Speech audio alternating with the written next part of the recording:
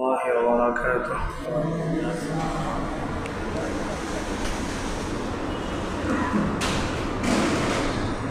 ইমানের আলোচনা চলছে।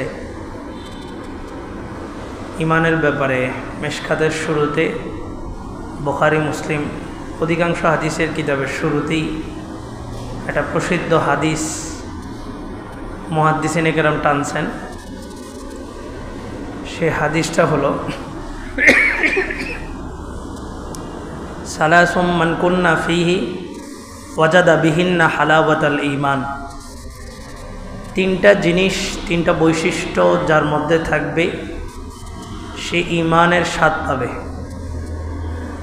আমরা তো সবাই মুমিন দাবি করি, আসলে নামাজেও মজা নাই, রোজা, হজ, যাকাত সব কিছু একটা জরিমানা মনে হয়, কষ্ট হয়, মজা নাই, ভাল লাগে না। তো বলে যে তিনটা বৈশিষ্ট্য যার মধ্যে থাকবে সে ঈমানের স্বাদ পাবে, নামাজের স্বাদ পাবে, রোজায় স্বাদ পাবে। কিরকম স্বাদ, কিরকম মজা? হযরত আবু বকর বিতিরের প্রথম রাকাতে পুরা রাত কেটে গেছে। সাহারির সময় আজান দিছে, সৌদি আরবে আজান হয় 6টা, তাহাজ্জুদের সময় একটা আজান দেওয়া। তো সাহারির সময় আজান দিছে, উনি দ্রুত বিতির শেষ করছেন। তো বাকি সাহাবীরা বললেন যে এভাবে যদি নামাজে এক রাকাতে পুরা রাত কাটায় দেন, তো কোনো কারণে যদি তাহাজ্জুদের আজানটা না হয় তাহলে তো ফজরের আজান দিলে আপনি টের পাবেন, আর ফজরের আজান দিলে তো আর বিতির হবে না, আর বিতিরটা ওয়াজিব, ছুটে গেলে গুনাহ হবে।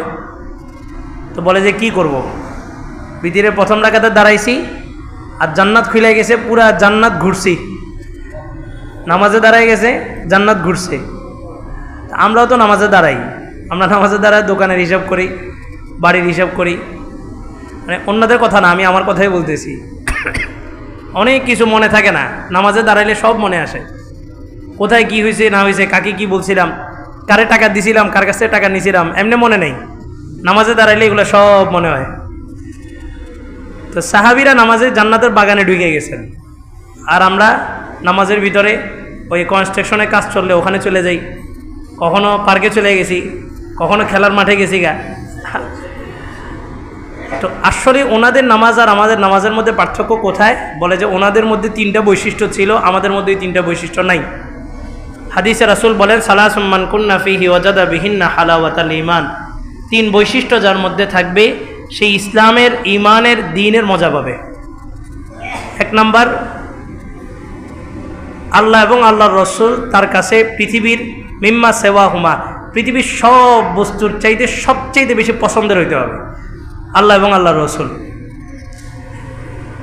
এখন অমুকে চাইছে আমাকে এই কাটিংটা দিলে সুন্দর, আমি তাকে খুশি করার জন্য ওই কাটিংটা দিছি, বা আমার একটা ড্রেস অমুকে দিছে, তো তার পছন্দের জন্য আমি ওই ড্রেসটা পরছি, তো আমার ড্রেসের বিবরণ তো আমার রাসূলও দিয়ে গেছেন, আমার কাটিংয়ের বিবরণ তো আমার রাসূলও দিয়ে গেছেন।